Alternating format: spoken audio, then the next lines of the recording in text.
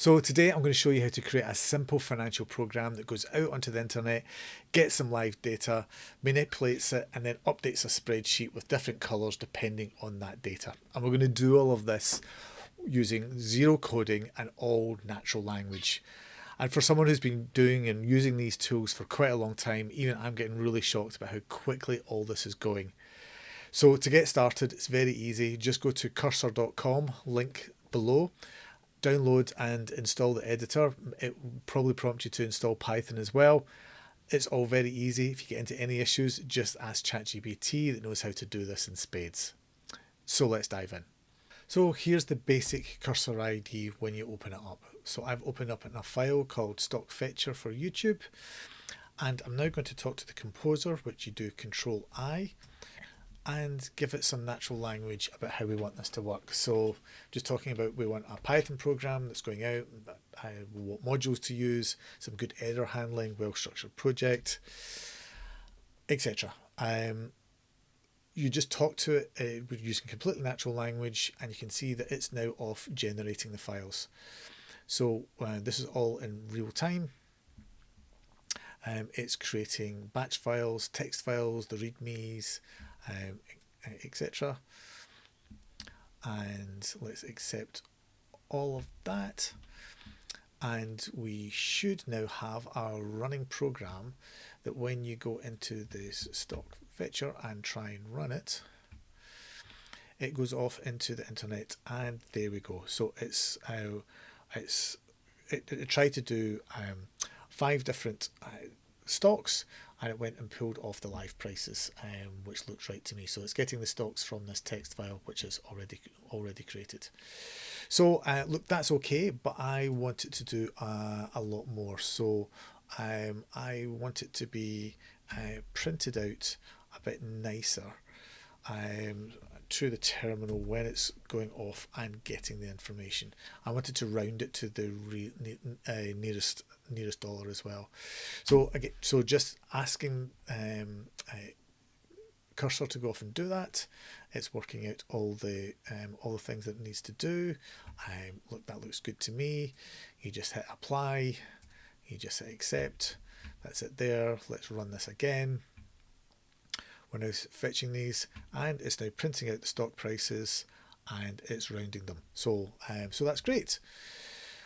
So we've got a very basic program that's now going out onto the internet and getting the live prices, but it's not much use on its own. So let's now say to it that we want it to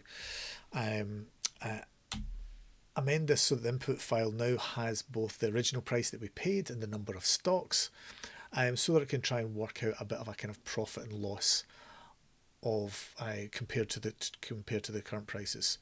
So there's a fair number of changes that it is looking to make, and you can see that happening over here within the chat. So it's saying, yep, here are all the changes that we need to do. So let's just hit apply to those and accept those. We also need to apply this to the stocks.txt, so let's do that too. So we have these are the original stocks. So say we bought Apple originally at 150. We've got 100 of them. We've got 50 Google stocks and 75 Microsoft ones. And hopefully now that when we run this, it's going to give us a bit of a profit and loss. And look at that, it's done it. So it's compared the current price to the original price and given us a profit or loss. So it's already beginning to be a bit more useful. Let's push this a little bit further. CSV files are okay, but what happens when we want to do this, say, in Excel? So just tell it, say, let's do this in Excel instead of a CSV. I want nice headers at the top.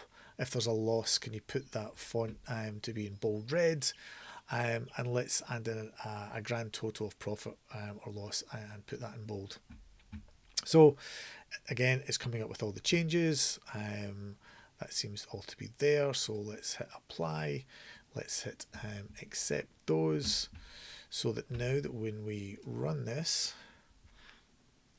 it's doing this and it's saving the stock data. See, there's a new Excel file that it's now created. So I will quickly go and open that file up. And as if by magic, you should be able to see now that it's created this Excel file, and the one with the loss, it's highlighted it in red. All of this is natural language, right? I haven't intervened to do any coding in between any of these steps. This is basically live. Me showing you this. And so we're now manipulating an Excel spreadsheet, and that seems to be working really well. So let's jump back to Cursor for one last change. I'm in Australia, so actually I probably want to know this in Australian dollars rather than USDs.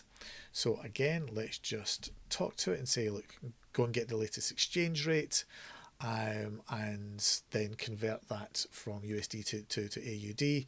Tidy up the Excel sheet so that it's got some nice AUD, so I know what's going on.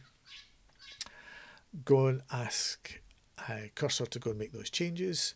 You can see them all coming through here. It's working them all out for us, generating away.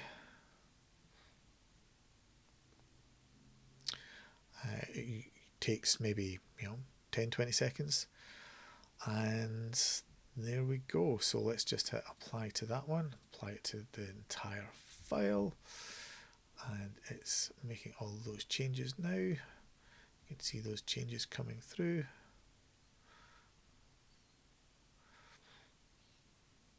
You can see them generating, and then I'm going to hit accept. So in theory now, when we run this, we should get this in Australian dollars rather than in USDs. So you can see it's went off and got the latest exchange rate. It's now amended the output here. It's now got AUD rather than USD, so we can work out exactly what's going on. And let's have a quick look at what it's done to the Excel sheet. And you can see here it's now converted this to AUD, and it's put those headings at the top. You get the idea. We could keep going with this and keep iterating over the top, slowly amending, adding new features on, building it up until we're really happy with it. And that's it. All natural language that took less than 10 minutes to get up and running. I did a little bit of work beforehand looking at what prompts to do. Now that I've got those prompts, it's going to be a lot easier to do that in the future. And the coding that I needed is just that natural language.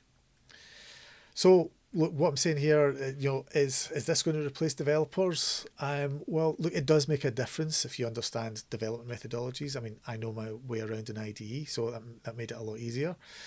But it does change the job, I think, that as I've known it for my whole career, and people that I've coached who are still doing this.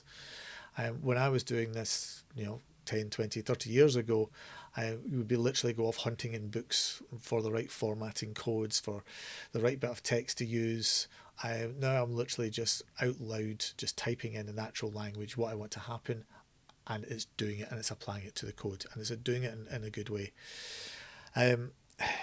Is the developer role dead? No, I wouldn't say so, but could you have one developer doing the job for 2, 3, 4? Potentially, yes. Maybe even more so, can you have somebody with a bit more basic knowledge who knows how to use ChatGPT, knows how to use Cursor, with a bit more basic job, could do as good a job as a senior developer, and potentially for half the price? Probably, more than likely.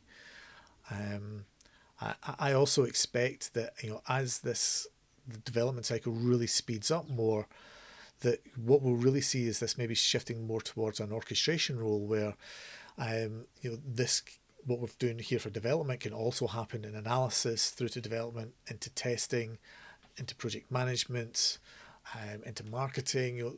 All of these can all be then strung together, and it's more of an orchestration role. Whatever happens, there is an absolute tsunami of change hitting the IT industry, and hitting it soon. And if it's already there from what I'm hearing on the ground as well.